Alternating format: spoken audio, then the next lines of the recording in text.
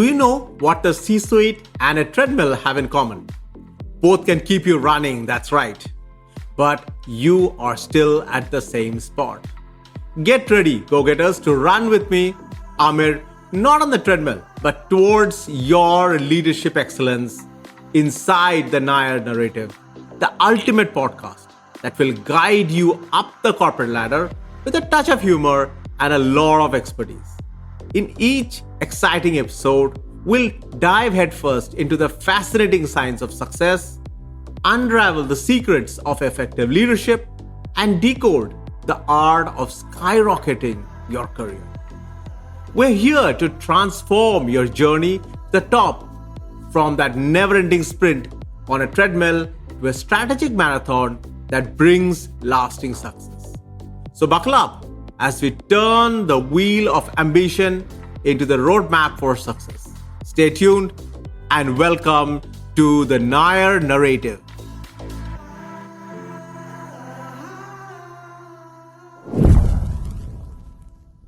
Hello leaders, I'm your host Amir, and this is episode 3 of the Nair narrative. We're about to embark on a journey into the world of strategy, and we're going to do it by diving into an experience of mine as a hospitality student. A solid strategy can be broken down into 3 crucial parts. First up, we've got the diagnostics. This is all about figuring out what's really happening. Like taking a magnifying glass to the situation. In lean management circles, they call it Gemba, which is essentially about deeply understanding the system, process, and people involved. It is not about jumping into solutions right away. It's about grasping the lay of the land. As a hospitality student, I was excited to be part of a pan-Asian kitchen led by a Japanese chef as part of my industrial training. On day 1, bustling with knowledge from college, I stepped into the kitchen. But instead of getting straight to cooking, the chef had something else in mind. He gave me and my partner a cryptic order to stand at a certain spot in the kitchen and observe what was going on. So we thought it was okay and this is easy. And we stood there for 10 minutes and then walked over to the chef and told him we had seen it all. The chef, however, had a different plan. He sent us quickly back to observe for the next 3 hours. This pattern continued for the rest of the day and several days after. And we were very, very frustrated. Our friends in other departments had started talking about how they had completed vegetable carvings. And some of them actually had cooked dishes. If not anything else, some of them had chopped kgs and kgs of onion and had become expert at onion chopping. My partner eventually gave up and reached out to learning and development and asked to change his department. But I decided to stick it out. Fast forward 5 days, and I hadn't even touched a knife or a pan. But I gained a profound understanding of how efficiently the kitchen operated. There was no wastage. Everything was utilized to the fullest. And as I spoke to others, I realized that the kitchen had the highest food cost efficiency in the entire hotel. How every single chef could dice a carrot into exact size, piece after piece, without wasting anything. The message that I had learned in the period was loud and clear. Grasping the situation, understanding what is going on is crucial. Talking to the people involved in data gathering, understanding their emotion, getting a handle of the processes are all part of this diagnostics process. Once you have done that, you can clearly define the problem or the opportunity at hand. This ability to articulate the problem, make it simpler for everyone to understand, and that is half the battle won. It set the stage for action and results. So, what should a diagnostic report help you to do? It should help you to explain the problem in a straightforward manner, like telling a story, so that everyone can wrap their head around it. This in turn helps teams and individuals make sense of the situation and empowers them to engage and solve the problem effectively. So, we've covered the importance of diagnosing and defining the problem. Now, let's dig into how of crafting a good strategy. You got this problem in front of you and it's time to turn it into a solution. But how do you do that effectively? One super effective method is to explore Hoshien-Kandri, the Japanese concept.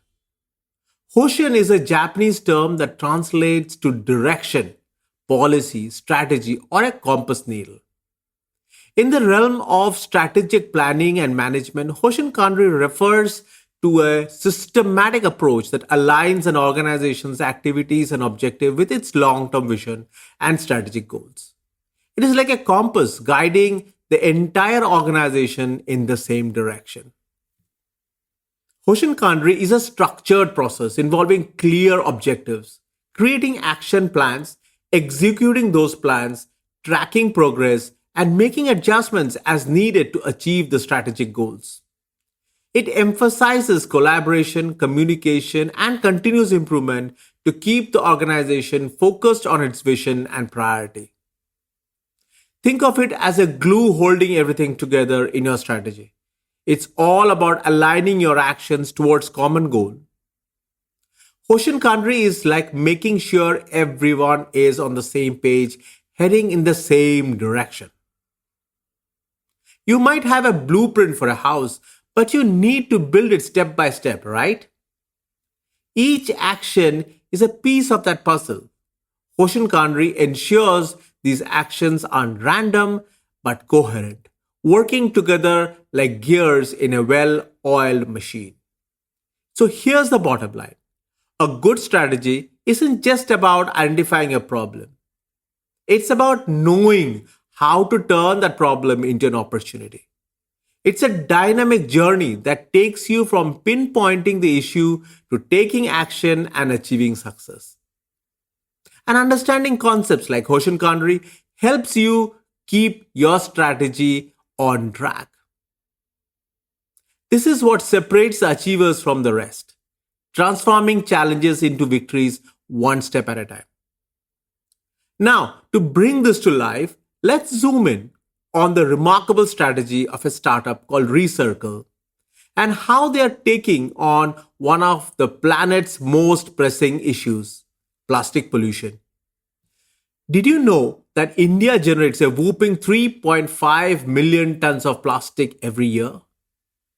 What's even more alarming is that the per capita plastic waste generation has doubled in the last 5 years. It's a growing problem and we can't afford to ignore. The Indian plastic recycle market is projected to reach a staggering 53.72 billion US dollars with a growth rate of 6.5% by 2023. And here's a sobering statistics. A whopping 50% of plastic waste ends up in landfills and ocean. India ranks as the fifth highest generator of plastic waste globally. Now, let's delve into how ReCircle is tackling this environmental crisis head on with their resource recovery ecosystem. ReCircle's mission is to empower business to combat plastic pollution while aligning with sustainable development goals. They do this through a unique program that allows business to offset their plastic footprint and introduce ethically recycled plastic into their supply chain. One standout feature of ReCircle's strategy is their traceable reverse supply chain for plastics. This platform connects three key stakeholders in the supply chain, namely the business, the collection partners, and the processors. The businesses purchase ethical and traceable plastic credits to meet extended producer responsibilities and EPR compliance and achieve their sustainable development goals. The collection partners play a crucial role by collecting various types of material, segregating them by category, and acting as suppliers of raw material to the processors. The processors purchase raw material from collection partners. Depending on the type of material, it can either be sent to the end of its life or further recycled into granules, pellets, and more. The processors then issue plastic credit certificates. But here's the really cool part. ReCircle uses a tech-based blockchain system that tracks recyclable material throughout the entire recycling supply chain loop. From production to consumption to recycling and back again, this platform ensures complete traceability. Brands using ReCircle's traceability platform can access ethically recycled plastic with all the sourcing details. This information can be embedded into products as a QR code, allowing customers to see the entire life cycle of the recycled plastic from scrap to the final product. ReCircle's innovative approach and strategy not only addresses the plastic pollution crisis, but also empowers business to make a positive impact on the environment while meeting their sustainability goals. And guess what? It's also helped ReCircle become a really profitable organization. The revenue has skyrocketed from 33 million in 2020 to an impressive 250 million rupees in 2023. In a world grappling with plastic pollution, ReCircle is proving that it is possible to be part of the solution while reaping the reward. It's a remarkable case study that inspires us to think and act strategically in the face of environmental challenges. That's all for today's episode of the Nair Narrative. I hope you found inspiration and valuable insight. As I, Amir Nair, sign off for you today, I leave you with this quote from Michael E. Porter. The essence of strategy is choosing what not to do.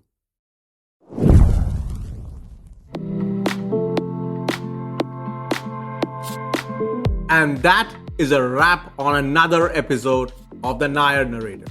I hope you're feeling better equipped and energized to slay your corporate dragons. If you love historical fictions and short stories, why not dive into my book? The link to buy them is in the episode description. And please do join my paid community of over 200 experts and grow with Amir. Let's accelerate your journey together. Don't forget to subscribe to this podcast and leave a 5-star rating and review if you enjoyed our time together. Let's keep the conversation going. Share your key takeaways on this episode on LinkedIn at Amir Nair. I would love to hear your thoughts. Until next time, keep reaching for your greatness. This is your host Amir signing off from the Nair Narrative. Remember, your journey to the C-suite starts with stepping out of your comfort zone. So meet me in the next episode to get a little more uncomfortable.